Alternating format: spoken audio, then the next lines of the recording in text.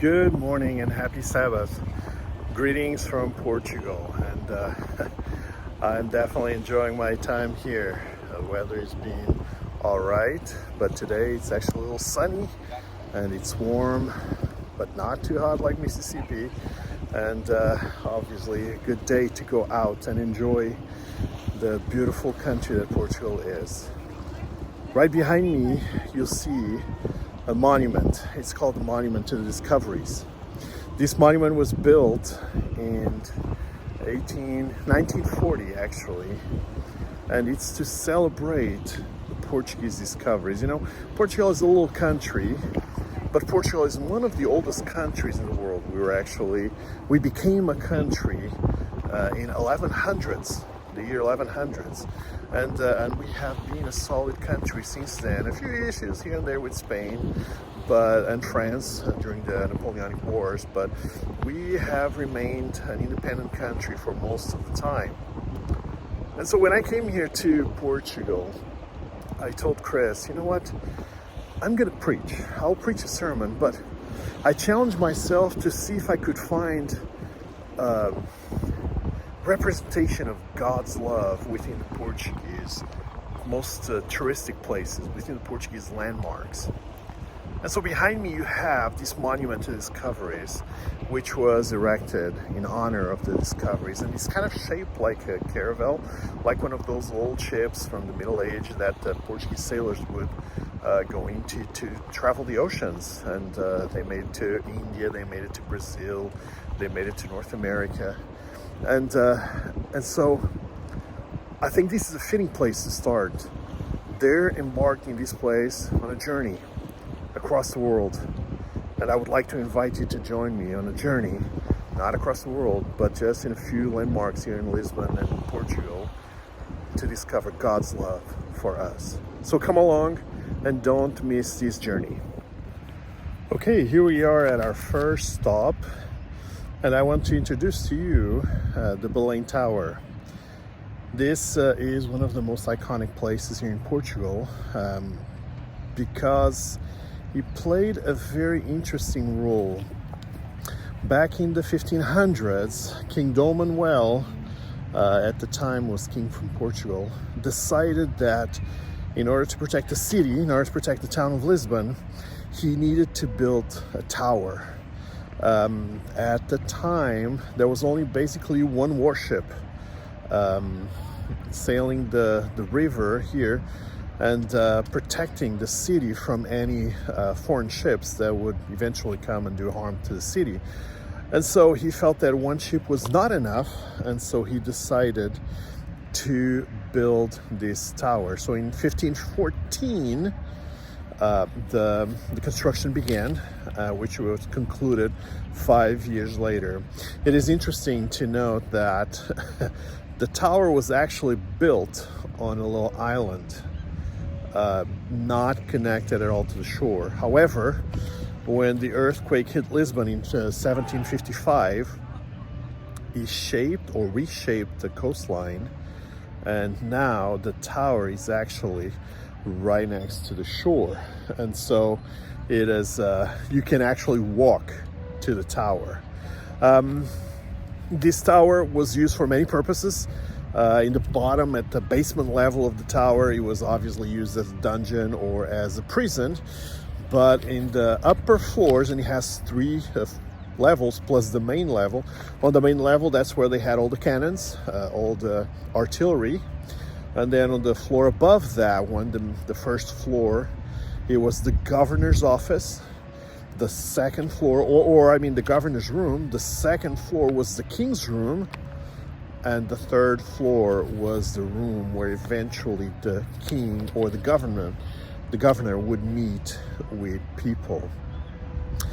This is the tower that has stood the time. It's been here. It's a landmark from Lisbon. And it's interesting that this tower could be also seen as a symbol of God's love for us. In Psalms 92, verses 1 and 2, we read, "He who dwells in the shelter of the Most High will abide in the shadow of the Almighty." And then he says, "I will say to the Lord, my refuge, and my fortress, my God, in whom I trust. And it's interesting, these two words, refuge and fortress, and God truly affirms these two adjectives. God truly is our refuge. God truly is our fortress. You can even find in the Bible, for example, that when God established the children of Israel in Canaan, He establishes also 7 cities of refuge where criminals could actually go into and be safe there until their trial was over, or until judgment was passed upon them. They were considered cities of refuge, and people would not have the right, those that had been the victims of the criminals had no right to go there and do harm to those criminals. God is our refuge. And God is, it is our refuge, whom we can go in the moments of solitude, to whom we can go when we're feeling down. God is our refuge, to whom we can hold on to when everything around us seems to collapse. It suggests a profound trust in God's ability to provide a sanctuary for us. God is our refuge, and we can trust and be at peace when life challenges come our way, because we know that He is our refuge. But He's also our fortress. And when we think about a fortress like this one, we can think of strength, protection, security. And God encompasses all of that. A fortress is a fortified structure that shields its inhabitants from external threats. That's exactly what God does. He protects us from all threats, from everything that Satan throws at us. And who believes us that we believe in Him, us that lean on Him, us that we that try to abide under His wings, under His shield of protection, we find peace, we find safety, we find security, because He is our shield, because He is our fortress, He is our refuge. I'll read again the verse on Psalms 92, verses 1 and 2. And this is a beautiful chapter. I encourage you to read it at home. But just verses 1 and 2. He who dwells in the shelter of the Most High will abide in the shadow of the Almighty. I will say to the Lord, my refuge and my fortress, my God, in whom I trust.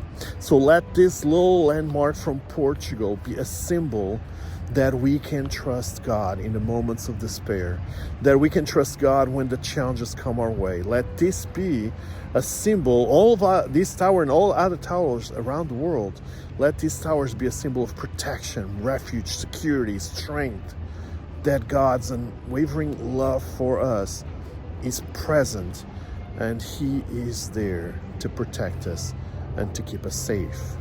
Now we're going to continue our journey, and we're going to see another landmark from just nearby, but it's an amazing landmark, maybe one of the best known landmarks from Portugal. So come along, and we'll be there in just a few minutes. All right, here we are at our second stop, and we are actually not too far from where we had from where we began this journey. There's the Monument to Discoveries. You remember? That's where we started this little presentation. And now here behind me, you have probably the most famous Portuguese landmark, St. Jerónimo's Monastery. This is a monastery that was also built in the 1500s. The same King Dom Manuel that ordered the build of the Belém Tower also ordered that this monastery was built. And as a matter of fact, in his mind, he wanted to build 12 monasteries and give all of them to the St. Jerónimo's order. And And so he started and he built this one. This is probably the biggest one, the most famous one. And in this monastery served a very specific purpose. So it was used by the order of Saint Geronimo, and their purpose in this monastery was to pray for the king, and then to care and pray for the sailors that would leave to go discovering the world. The sailors that would go on those old ships across the oceans to find new lands, or those that were just involved in the commerce trades between Portugal, India, Brazil, and other places in the world. And so here in this monastery, the monks that lived here, they would provide emotional support, spiritual support to the families of the sailors and to the sailors themselves. They would care for them. They would show their affection. They would pray with and for them. And of course, as well, they would pray for the king. That was always part of their job description. This monastery was built or started to be built in 1501. And you can see that this is really big monastery. This is long, and started to be built in 1501, and it took almost 100 years to finish. From the beginning to the completion of it, it was almost 100 years. And part of the reason is because the walls, because of the details that decorate the craftsmanship that is put into building this monastery. It's unique in the world. You really don't find walls, you don't find ceilings, you don't find this kind of architecture anywhere in the world. A testament to the craftsmanship of who built this monastery is the fact that when Portugal was hit with a major earthquake in 1755, actually the earthquake that is mentioned by Ellen White, most of the city was destroyed, but this monastery stood tall with just a few minor damages. He resisted the intensity of the earthquake. As I said before, this monastery was built and given to the Saint Geronimus order, a group of monks that lived here. Interesting that the Saint Geronimo, it was an order created to honor Geronimo, which was one of the most famous scholars from the primitive church. Actually, Geronimo was the scholar that translated the Bible to the Latin, which is what we now call the Vulgata. And so he created this order, the Catholic Church created this order, the St. Geronimus order, and then the Portuguese king decided to honor them with land and property, and this became their land and their property, but also entrusting them with the mission of praying for the king and caring for the sailors and their families. And I would like to bring this, for us to consider this element here. They were placed here to care for the families of the sailors and to care for the sailors themselves. And I find it fascinating that this is also a reflection of what Jesus did for us. When you read the Gospels, the New Testament, time after time you see Jesus meeting people where they are, whether it be a lame man or blind, a person suffering from leprosy, could be a woman abandoned, adulterous, could be a person just hungry, could be somebody just struggling with their spiritual journey. Whatever that might be, Jesus met them where they are. Jesus took care of them, cared for them. And this is a testament of God's love for us, because he loves us so much that words could not explain, words could not express that. And therefore, God sent Jesus to demonstrate what love is all about. Love is other-centered, self-giving, and that's what Jesus did. He came to die for us. He came to show us how much God loves us, not just by dying on that cross, but also by showing us how we are to live, how we are to experience that love. Love from God is freely given. In Ephesians, we read that grace has been given to us. We are saved by grace. God has demonstrated that love by saving us, by providing that salvation to all of us. But he also demonstrated in his life, in Jesus' life, how much he loves us and how much he cares for us, through the deeds of Jesus. And that's what these monks did. They cared, and they demonstrated that to the people, to the community, by taking time to pray for the sailors, by taking time to assist and to provide and to care for their families while they were gone. And they would be gone for a year sometimes. And so it was very difficult times for them, and this group of people would take care of them, just like Jesus did. God is an amazing God, and he has shown his love in many, many ways, and this is one of them. And this building behind me represents that.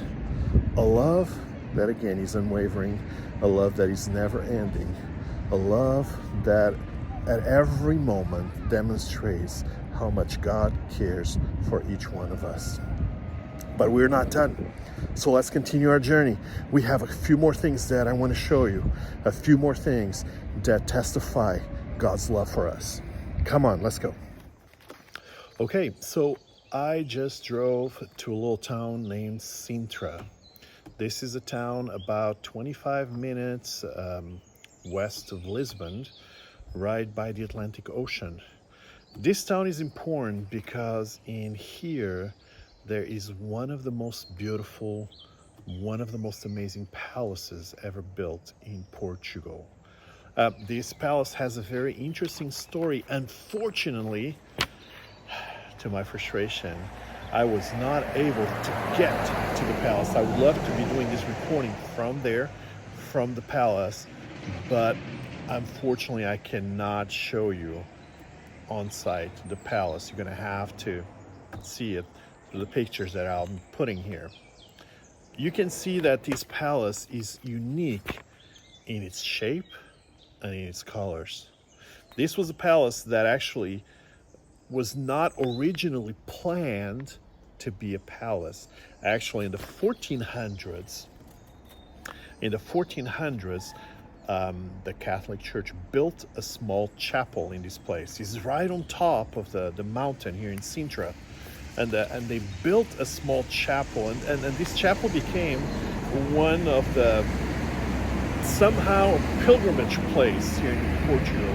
So people would come here to pray and asking for Saint Mary to do something for them. And so at the beginning of the 1500s, King Dom Manuel came here to pay his respects, also in a pilgrimage. And he saw this beautiful little chapel, which he had never been to before, and he fell in love with it. But his vision as a builder went beyond that.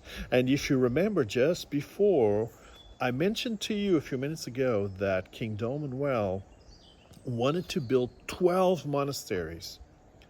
And so he selected this place, this little chapel, and in order to build another monastery that he donated to the order of Saint Geronimus.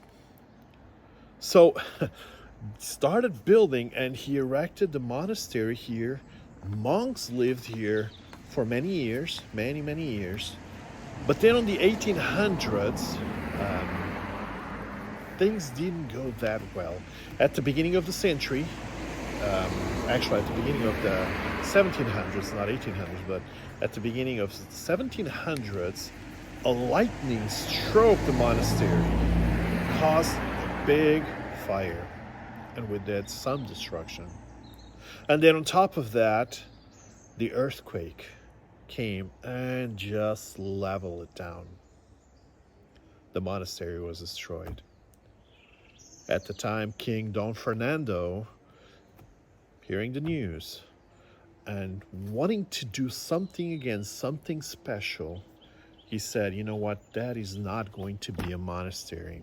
So he purchased the land around this place.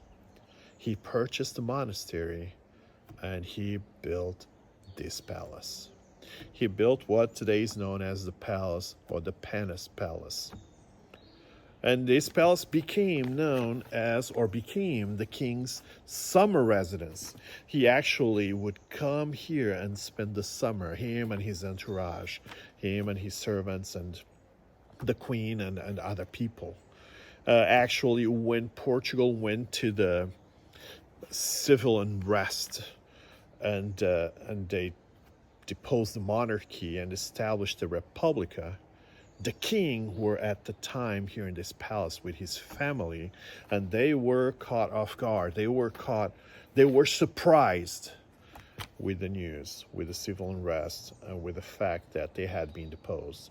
So they only had a very little time to run away from this place and to travel a little bit north to where a ship would wait for them and then take them to Gibraltar, where they would live for the rest of their days.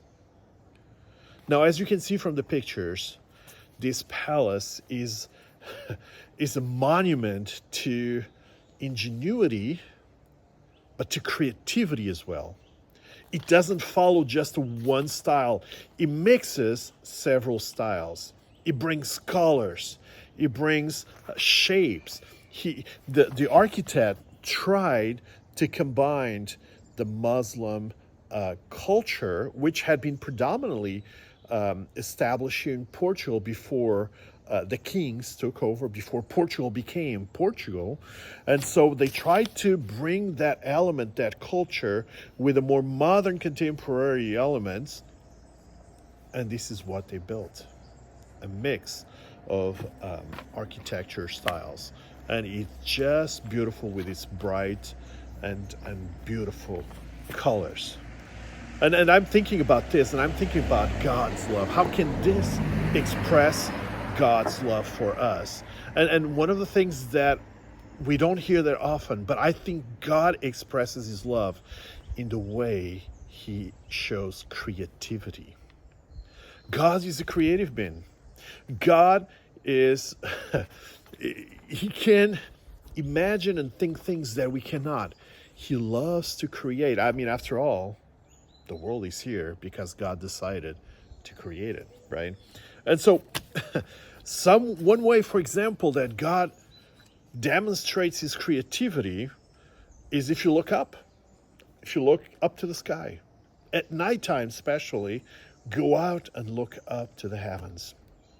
The cosmos, all the galaxies, the universe, everything that is known and unknown, everything that is out there, it's a reflection of God's love. The order, the synchronism, the way things are, it's a reflection of God's creativity.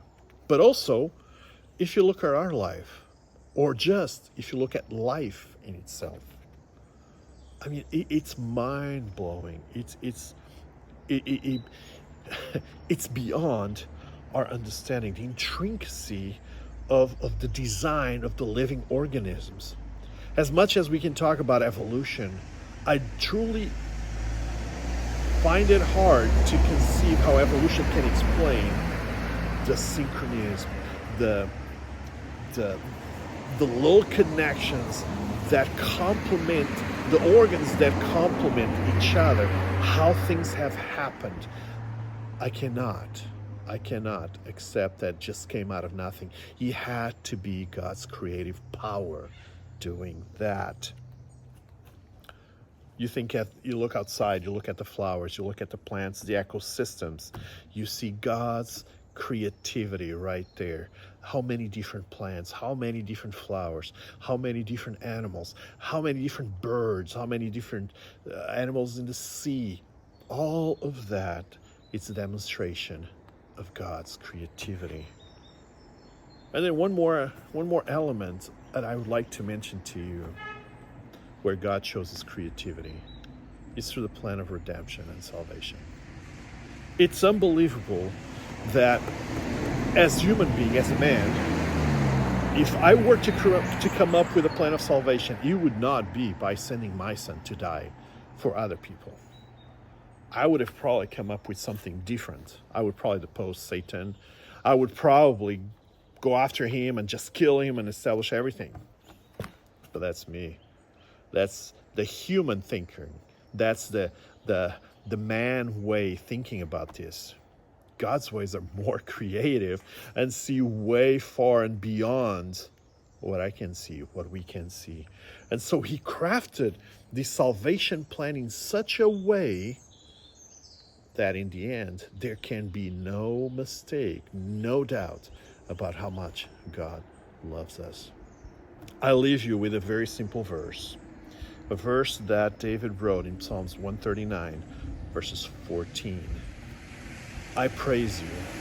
I praise you, for I am fearfully and wonderfully made. Wonderful are your works. And it's true. Everywhere we look, wherever we go, we see God's works, God's creative love for us, towards us, in motion, in place. Wherever you look, it's right there. God telling us, I love you. Let's continue. We're almost done, but we still have one more thing to see. All right, let me share with you another site where I am. I'm right by the coastline where Rio Tejo, or the Tejo River, merges with the Atlantic Ocean. And this particular place where I'm at is actually called the Hell's Mouth. The Hell's Mouth, and it gained its name because several people come here fishing. This is a prime location for people to come and do some fishing, but some of them are not careful enough and they end up falling in the water. And what happens is that below the water line there's several caves, and all those caves pulled people underneath. And so it's pretty certain that when you have the accident falling in the water, you're pretty much gone. Your chance of survival is close to zero. As a matter of fact, sadly, I have a friend I grew up with, a member of my previous church here in Portugal, whose father passed away in this place. One day he came fishing, never to go back home again. So this is a place that reminds us of tragedy. It reminds us of evil. It reminds us of the negative effects that Satan has brought to this world. Now, this is not actually the place I want to talk to you about. Unfortunately, the site that I want to talk to you about is over 2 hours away from where I live, and it would just not be possible for me to go there. And so I'm using this place here to call your attention, and I will post pictures as I speak. The site that I wanted to show you is called the Alcobaça Monastery. And this is another monastery, and as you can see, Portugal has a strong Catholic influence, and the kings spent tons and tons of money pleasing the Catholic Church, building monasteries and donating lands. And so this is another one, except that this is probably the oldest monastery, or one of the oldest monasteries here in Portugal. This particular monastery, the Alcobaça Monastery, dates back to the 1100s, to the foundation of Portugal. At the time, King Dom Afonso Henriques had used the help of a Catholic order, the Sister Order, with a C, not an S. So it's not a group of ladies, but it's actually an order, Sister Order. And he used their help to defeat the Muslim armies that were here in the country. They were occupying the country. And then once they've won their final battle and they pushed away from good those armies, to establish his presence and to, as a show of gratitude to this particular order, King Dom Fernando Henriques donated several lands and ordered building what originally was a small chapel, and then it became one of the largest and biggest buildings in Portugal, the Alcobaça Monastery. So this is a building that started, the construction started in the mid 1100s and lasted for about a century. And it is, when you look at the architectural drawings of this building, you realize that this is not necessarily a beautiful building, because at the time they valued simplicity. And so in comparison with Jeronimo's monastery, as I shown you before, this building has no craftsmanship, or not as much as the other monastery.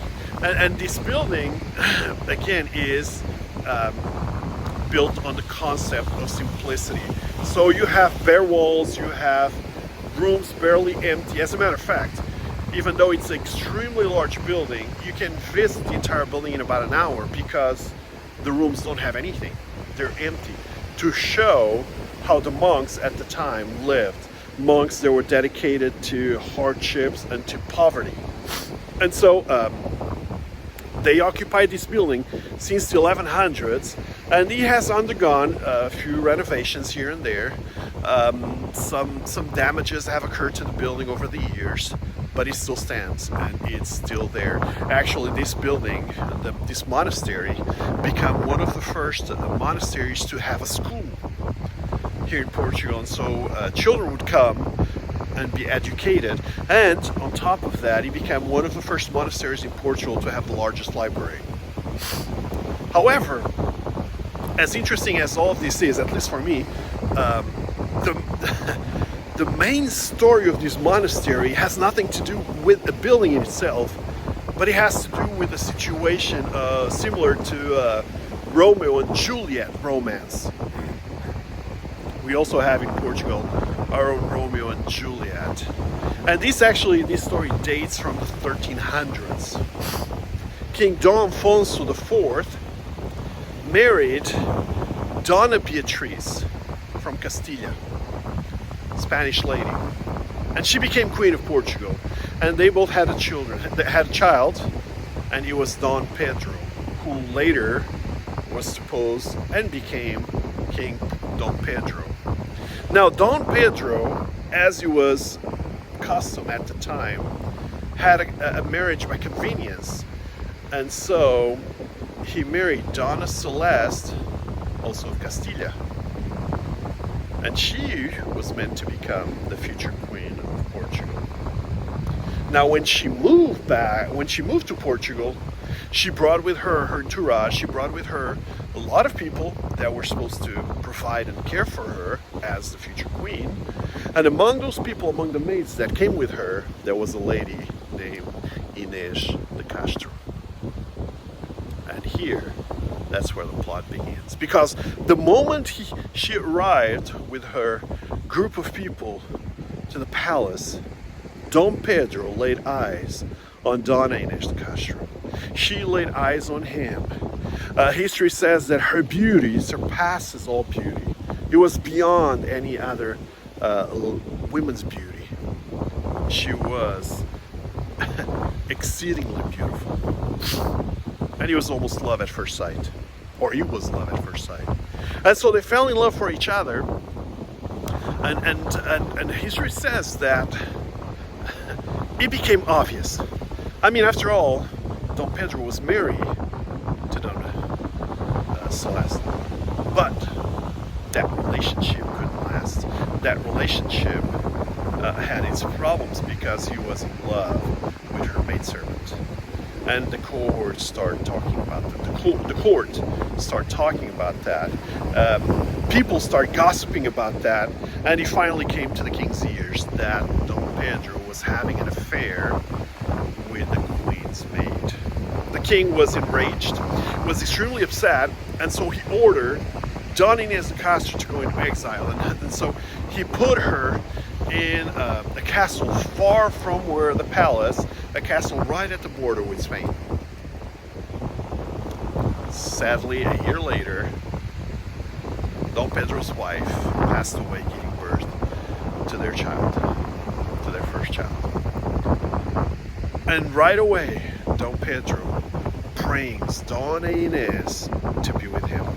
And for several years, they lived together. They actually gave birth, well, they childed 3 more children. Apparently, according to history, they married in secret. And during that time, they were living in secret. During that time, they were trying to keep their relationship in secret, but you can't really do that when you're surrounded by a lot of people, as he was, as part of his responsibilities as the future king. The gossip increased. The complaints from the other people increased. And so finally the king took matters into his own hands. And the king ordered that Dona Inés Castro be killed. 4 people, 4 guys, went and murdered her cold blood. This enraged Don Pedro. Don Pedro rebelled against the king. For some time he waged a certain war against the king, but finally through his mother, the king's wife, influence, Don Pedro settled his differences with the king. And just 2 years later, after the death of Dona Inés de Castro, actually the king passed away and Dom Pedro became the Portuguese king, or the king of Portugal. Well, the story does not end there, because Dom Pedro still loved Dona Inés de Castro.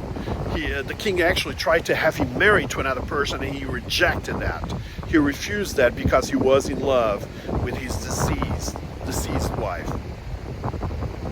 And so, after he became king, he passed a few orders. One was that all the 4 men involved in her death were to be captured. As a matter of fact, according to the legend, they were captured and killed in the presence of the king in the banquet room while the king was having a feast. And they were killed by having their hearts pulled out of their chest. Thus the king became named as the Cruel. He also ordered that Dona Inés de Castro remains be brought to the Alcobaça monastery. And there he ordered the construction of 2 tombs. One for him from when he died, and one for her. And these tombs were to be placed in the same room, opposite of each other, but with their feet facing each other. And the idea is that when resurrection time would come, they would be resurrected, and the first thing they would see would be each other. A story of love with a tragic ending. A love that's survived the years. A love that survived persecution. A love that survived death. And that reminds me of Jesus' love. And reminds me of, above all, of his covenant for all of us. In Jeremiah we read that God has established an everlasting covenant with us. A covenant that will not end. A covenant that will not be destroyed. God has demonstrated that covenant in a sacrificial way by sending Jesus Christ, as we read in John 3:16, for God so loved the world that he gave his only begotten Son to save us. A sacrificial love as an expression of that covenant. A sacrificial love, or as an expression of God's everlasting sacrifice. And that's God's love. That's who God is. He loves us in such a way, and we can be certain that his love will never end. His love will never go away. That's why in Romans, we read Romans chapter 8, that there is nothing that can separate us from the love of God. There was nothing that could separate Dom Pedro from Dona Inés de Castro. Their love are still being spoken about today. There's nothing that can separate you and me from God's love. And that is the greatest blessing we can have. That is the greatest privilege we can have, is that despite who we are, despite what we do, despite our shortcomings and our failures, God has established an everlasting covenant made based on love, a sacrificial love for you and for me. Let's go to one more place and and then we'll end this. This is one of my most favorite places here in Portugal. Maybe it's a favorite one. This is actually the most western place in all Europe. So I am as close as I can be from you guys. Between us, there's only ocean, as you can see right behind me. This is just, in terms of nature, it's just beautiful. It's just gorgeous. It's a combination between mountains and sea. I love this place because of what reminds me, because of the peace that it brings to me. It reminds me that now that I'm on this side, that I'm in Portugal, but my family is on that side. It reminds me that we're just an ocean away. And it brings me to the idea that beyond our challenges, Jesus is there, God is there.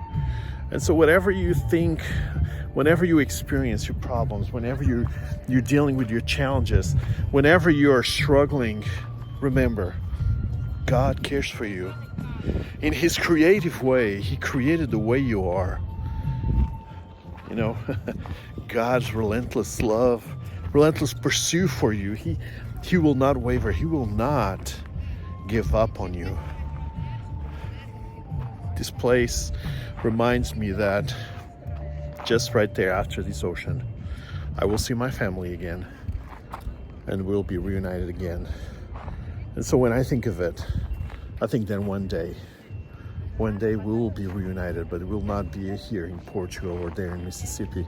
One day we will be reunited again, but it will be beyond the ocean, beyond the heavens, in the eternal Jerusalem. My friends, I love you. I want to be back and I want to be with you again. Bye.